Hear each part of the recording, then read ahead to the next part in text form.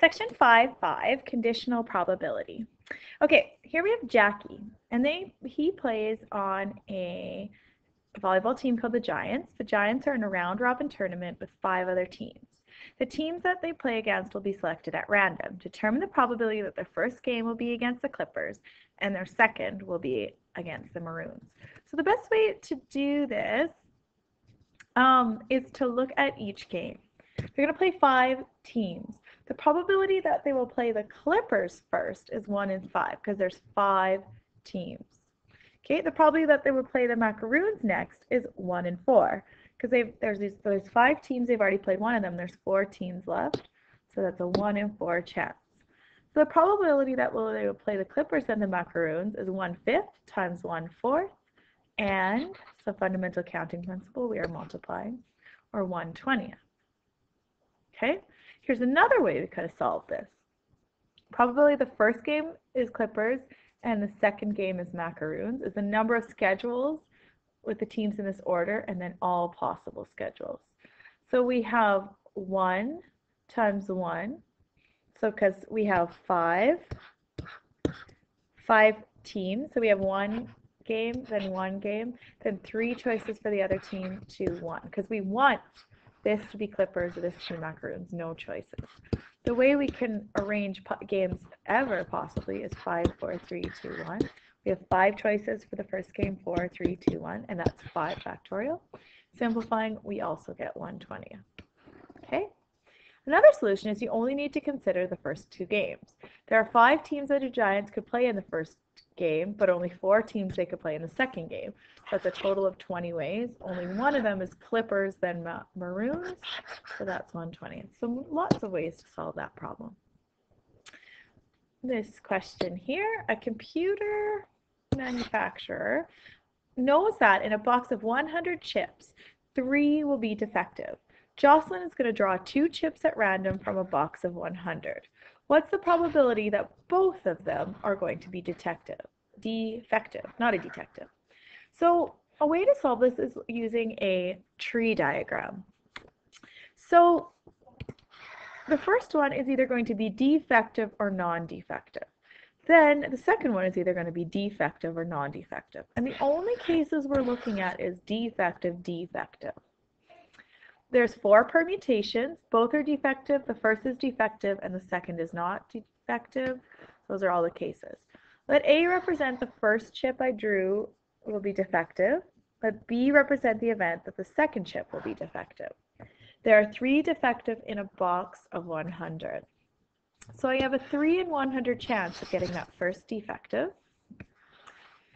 Now, there's only 99 left. If the first chip I do draw is defective, then the box holds 99 chips, 2 of which are defective. So I have 2 99th chance of getting that next one defective. So the probability of B given A, the probability that the second one is defective, given that the first one is defective, is 2 99ths. The probability of first one defective and the second one defective is the probability that the first one's defective times the probability the second one's defective, given that the first one already was. Okay, so these are dependent. 3 100ths times 2 99ths. Figuring that out, we get 1 16/50. Okay, so just to verify, they said the probability of A and B is 3 100ths, 2 99ths. They got the same answer. Couple questions. In this example, how does the probability that the first event will occur affect the probability that the second event will occur? It lowers the probability of the second event because there are fewer chips to which to choose from on the second draw. There's also fewer defective chips that can be drawn. Suppose that she replaced the first chip before drawing. Would the probability of the second chip being defective remain the same? It would again be 3 out of 100 if you put it back in. Jocelyn would be drawing from 100 chips, just as on the first draw. Therefore, the probability of the second chip would be 3 100ths, not 2 99ths. When determining the probability of drawing 2 defective chips, Jocelyn did not consider the possibility that the first chip she drew would not be defective. Why? Well, she said that it had to be 2 defective in a row, so they didn't even take into account that case. Explain why the probability of drawing a defective chip on the second draw is considered in a conditional probability. If the first chip is defective, then the probability of the second chip being defective is 299.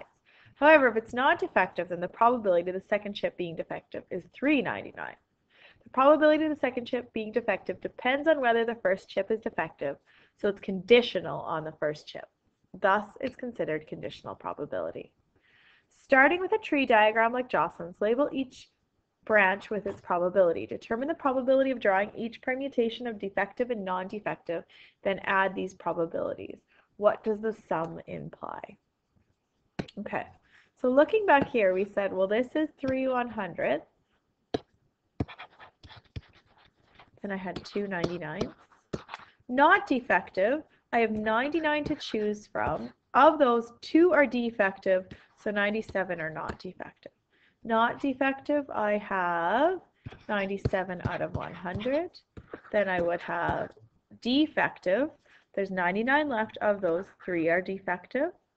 Non-defective is going to be, my non-defective, I have 97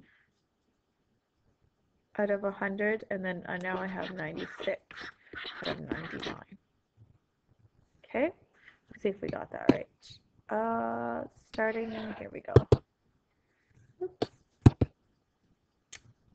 Okay, what they did is they multiplied to get 6, and they multiplied again. Looks like we had these all set up right. When they added 6, 291, 291, 9,313, they got 1. That is a complicated way to say 1. The probability is summed to 1. This indicates that no cases have been missed and that the determinations of probability are correct.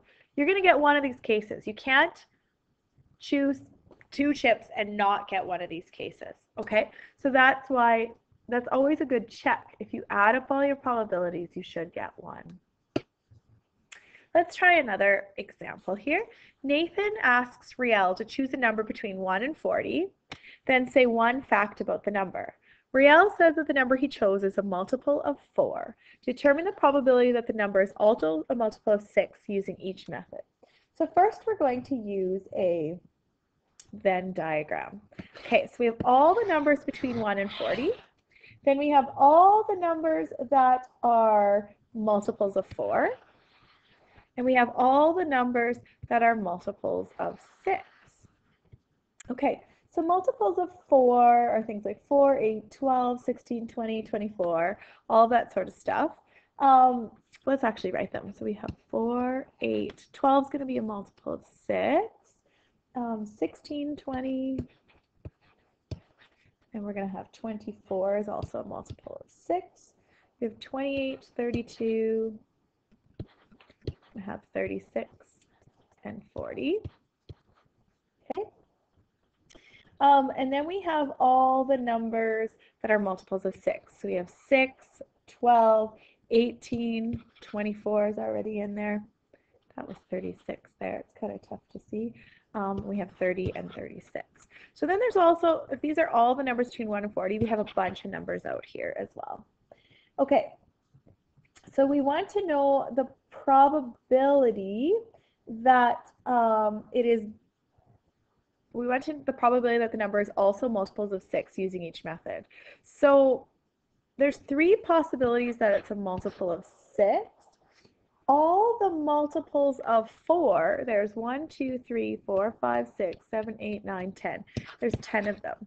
So because he said it was a multiple of 4, there's only 10 choices, and 3 of those are also a multiple of 6. So its probability is 3, 6. Probability of 6 given 4. Okay? That's what, so we can have probability of, I'll just write that, B given A.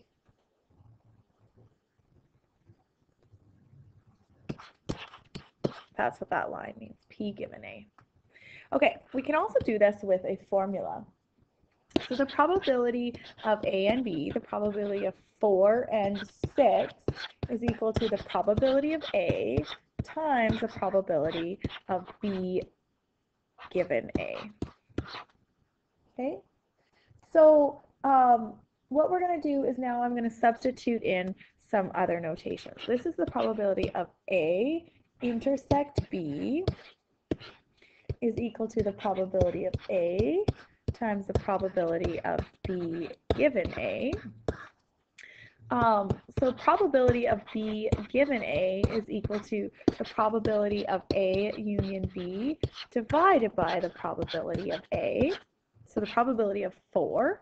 And we know that the probability of 4 is 10 out of 40. There's 40 numbers. The probability that it's a multiple of 4 is 10 40ths. So on the bottom we have 10 40ths. The probability that it's in both is 3 40ths.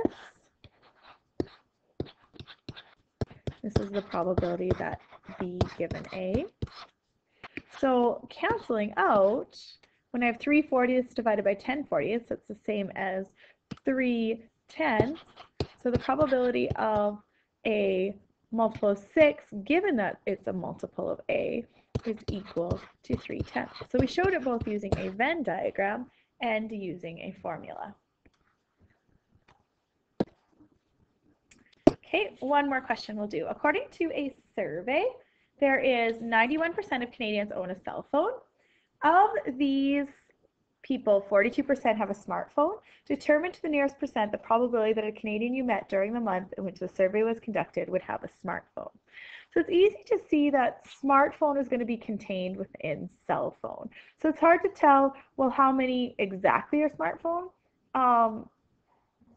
of the general population. Because if I tell you they have a cell phone, then I tell you 42% of those people have a smartphone. So I don't know the general population. Okay, so the probability of a cell phone is 0.91, so change it from a decimal or from a percent to a decimal. The probability of a smartphone is 42%. Now what we want to know is we want to know the probability of a smartphone given that it's a cell phone is equal to the probability of S intersect C. Whoops. So how much is, I did that twice. Probability of S intersect C, it's not an A, over the probability of a cell phone. Well, we know that this is 42%. We know if they have a cell phone of these 42%, so this goes here, is equal to probability of S intersect C over the probability of a cell phone we knew was 91. So solving this, we get 0.42 times 0.91 is equal to the probability of S intersect C. Sorry, I made that an A again. For some reason, I don't like the intersect symbol today. I've done that enough times. Okay, solving this, we get 0.3822 equals the probability of a smartphone and a cell phone. So that means that if smartphones are a subset of cell phones, here's smartphones, here's cell phones, so that intersection really just is the smartphone, but this was a diagram. These 91% own cell phones, and then we have this little subset of smartphones. Well, it makes sense that this intersection is also equal to the set itself. So the probability of a smartphone is also going to be 0.3822, or in other words, 38.22%. Just to summarize a couple formulas in your textbook. This is on page 350, also where your questions start. If the probability of one event depends on the probability of another event, then these events are called dependent events. For example, drawing a heart from a standard deck of 52 playing cards and then drawing another heart without replacing the first card are dependent. Okay, because depending if you got that heart the first time, it's going to lower your odds the next time, or your probability. If event D depends on event A occurring, then the conditional probability that event B will occur given that event A has occurred, B given A, is the probability of A intersect B over probability of A. And there's going to be times where we rearrange this equation, that's what they did here, to solve for what we're looking for. If B depends on A, then the following probability can also be represented like this. A tree diagram is useful in modeling problems. That's what we did in the first question, where there was a tree to show what could happen. And drawing an item and then drawing another item without replacement results in dependent. So always when you see the word without replacement, ding, ding, ding, that means dependent. And we're going to have to use this formula, or the idea that the probability of the next event is going to change based on the first event.